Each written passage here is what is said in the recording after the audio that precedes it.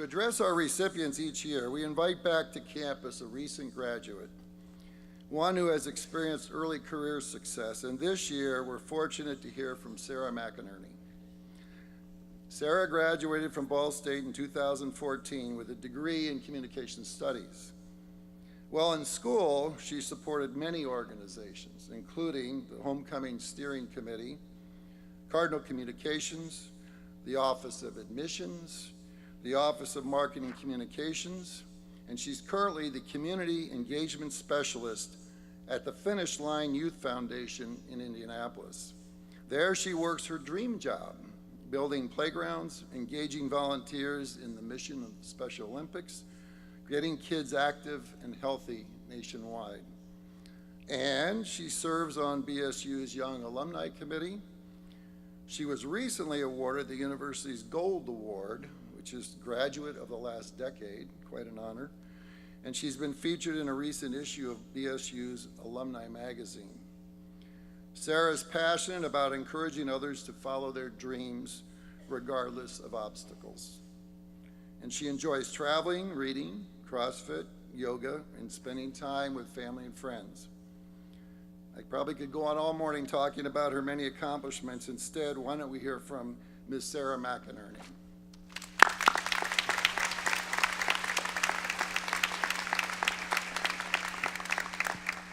Thank you, Dean Lavery, for that awesome introduction, and holy cow, am I thankful that I was a comm student because I've been through many 400-level speech classes, and they are coming in handy because the heart is coming down. So thank goodness for that. Thank you all for that, every one of you. So I wanted to put my contact information up there just in case you guys wanted to reach out, ask a question, comment, whatever it may be. Since there's not a Q&A, I want to be there to listen. If there's anything I can do for you, that would be amazing. This is such a special honor for me to be here, considering I sat where you sat not too long ago. So if there's any way that I can pay all of you back, please let me know. And I want to extend my personal congratulations to all of the students here today who have made the Dean's List. Congratulations to you. I know that's not an easy feat. And an extra congratulations to all of the parents and guardians who are here as well. You are truly the support system behind your student, so I hope you feel just as proud as they do. So now that I've gotten through the cheesy part of my speech, let's get to the real stuff. So today I want to talk to you about the F word. And the F word I want to talk about is failure. Okay, so everybody breathe a sigh of relief. Whew, I'm not talking about the inappropriate word that probably cost your brain. This is a family affair, and I can keep it classy even on a Saturday. So now to the other half of the room who is probably thinking, hold up here a minute. I worked very hard to be here. I brought my parents and guardians with, maybe a sibling or two, and now they have some girl who wants to talk to me about failing. How is this gonna work? Well, I chose this topic because I think it's an important one, and I think it's one that's not talked about enough, especially by people who have success, and success in whatever that definition may be. And you're going to face failure, whether that's in your personal or professional life, one way or another, you're gonna come to this roadblock. But stick with me, because when one door closes, you knock on the next. Now I know this, so the font is a little off. It's okay though, we're gonna get through it. So I know that the saying goes, when one door closes, another one opens. I truly do not believe in that. Doors just don't open for anyone. You have to get up and do something about it. So today I want to share a few personal failures that I've had myself, and ironically enough, they all happened here at Ball State.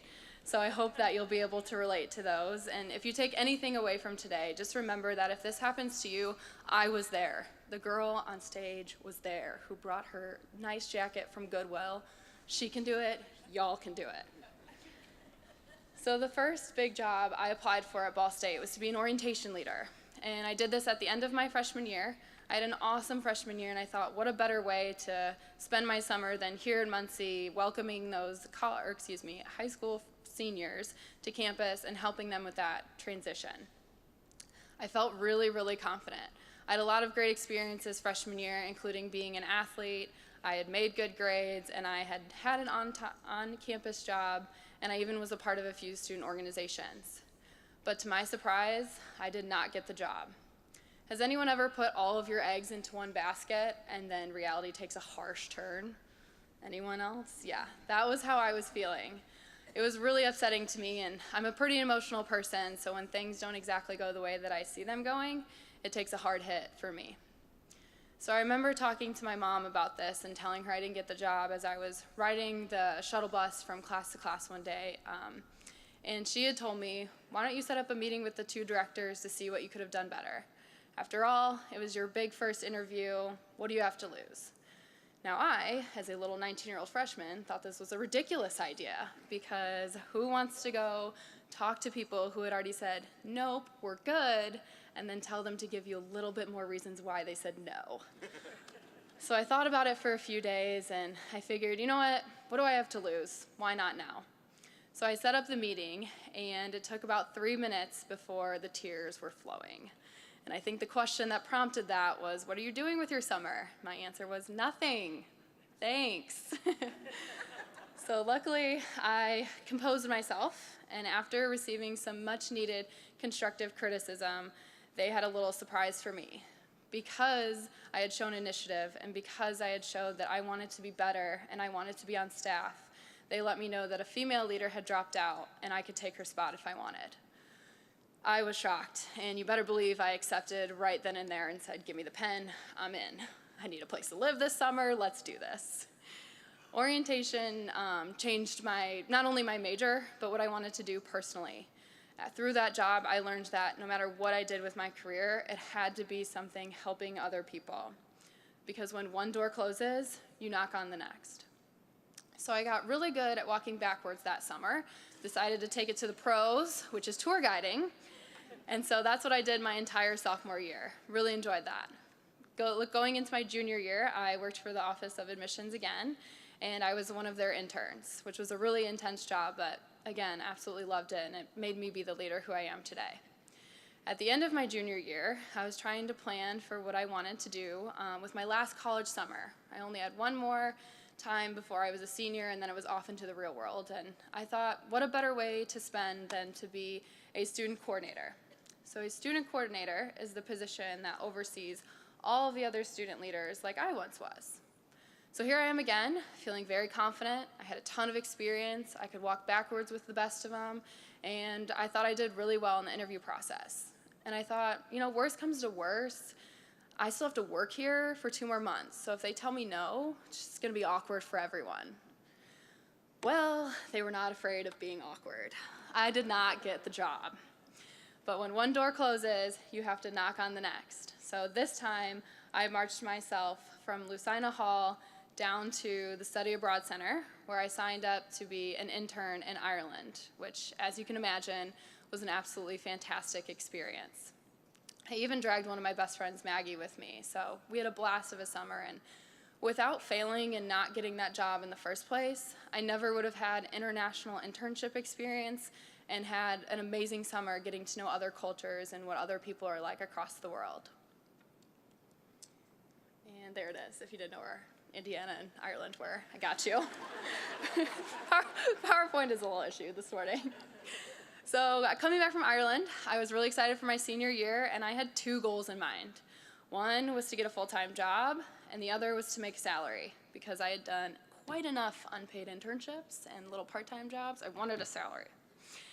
And so at the end of my senior year, after applying and applying and applying and going through interviews and phone calls and calling recruiters back who had seemed to never have spoken to me when we just spoke 2 weeks ago, if you guys are there, you feel me, once you get there, that would be the time to take down my contact information and reach out. I will listen. I will help you in any way I can.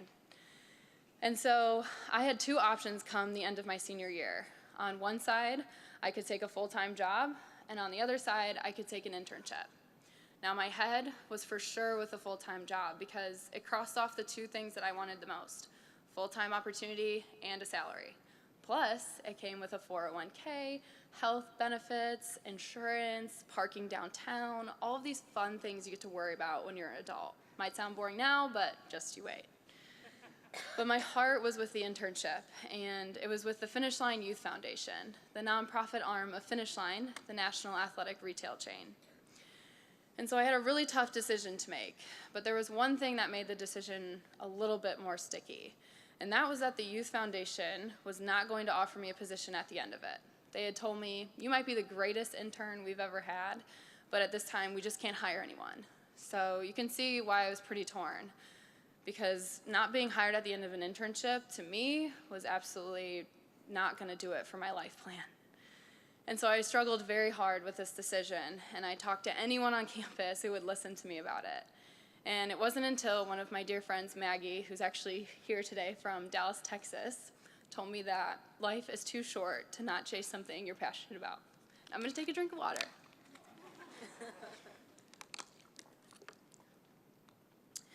And so it was the friends, family, peers, mentors, and professors who pushed me into following my passion over a paycheck. And it has been my mantra ever since. So I knew going into finish line, my days were numbered, and that's not a very nice feeling. But if I was going to be there, I was going to be there 110%, because when they closed the door on the full-time job opportunity, I knew that I had to go knock on more. And this time, it happened to be physical doors. I talked to everyone and anyone who would give me career or life advice. And I got advice from executives, senior vice presidents, individual contributors. It didn't matter who it was. I was going to squeeze the life out of finish line before they let me go. And so, luckily for me, at the end of those 2 months, there was a job opportunity in another team. And so, because I had worked so hard and met with so many people, I had tons of people who had my back for when I applied and interviewed for that. At the end of that 9 months with that team, the Youth Foundation finally opened their doors for another position. And after applying and interviewing, I can tell you I've had my dream job for the past 2 years, and it's been pretty amazing. Thank you.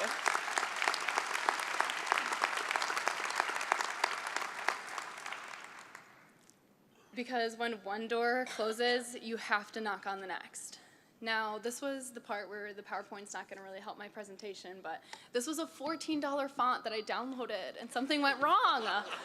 So please pretend this is a beautiful font. It's called Faith and Glory. It's awesome. But now it's misspelled and in Arial, or Times New Roman, excuse me. All of you graphic designers, please don't kill me for mistaking those two fonts.